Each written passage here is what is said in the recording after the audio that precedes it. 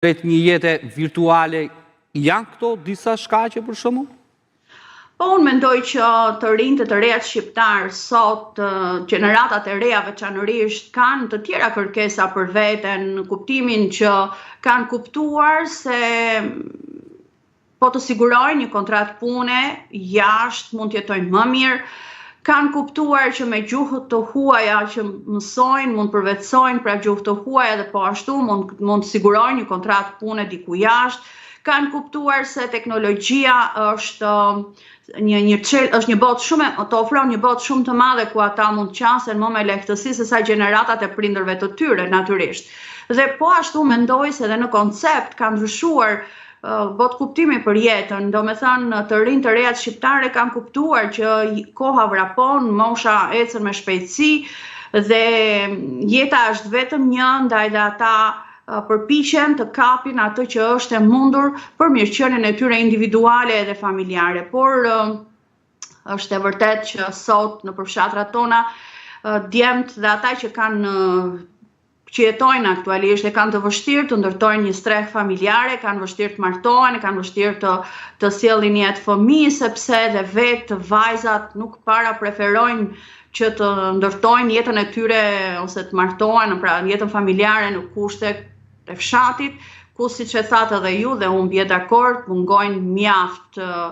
nga kushtet për një jetë normale, për një jetë të deçentë.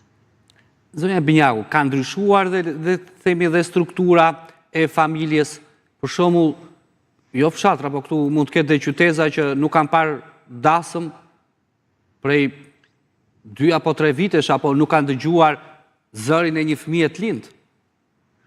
Po, për fat të keq, është fakt edhe ky tani më, sepse ne shikojmë për shembull edhe po të bisedojmë me ato biznese që kanë ofruar në vite mjediset e tyre për dasma, vetë pohojnë që kanë gjithmonë më pak rezervime dhe kanë gjithmonë më pak kërkesa. Sikundër e shohim edhe në raportet e çdo 3 mujori që ka zona të tëra të vendit, Qarqet për shembull, ku në 3 muaj lindin 90 fëmijë, apo ka bashki, siç kam dëgjuar disa kohë më parë, që lindi vetëm në qytet kishte lindur vetëm 1 fëmijë.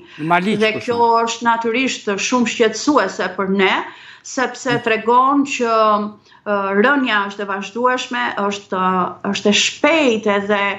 nuk po ndalet, dhe kjo duhet, veçanërisht rezultatet e regjistrimit fundit, duhet të shërbejnë dhe të trajtohen vazhdimisht nëpër media dhe nëpër kanalet forta të komunikimit, që të shkojnë mesazhe tek vendimarrësit, sidomos tani që jemi dhe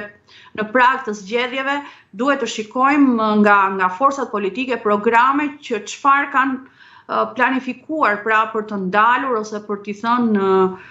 për të shërbyer si pengesë pra për këtë emigrim të vazhdueshëm, këtë rënje të lindshmërive, këtë bjerrje të fshatrave, dhe të mos harrojmë, ne vërtet flasim për një shifër prej 18.5% të rënjes popullatës në zonat rurale, por ndër këto kjo është një mesatare, po ka fshatra ku ka rënë ky numër mbi 80%. Për shembull, mua më bëri përshtypje, pavarësisht se ka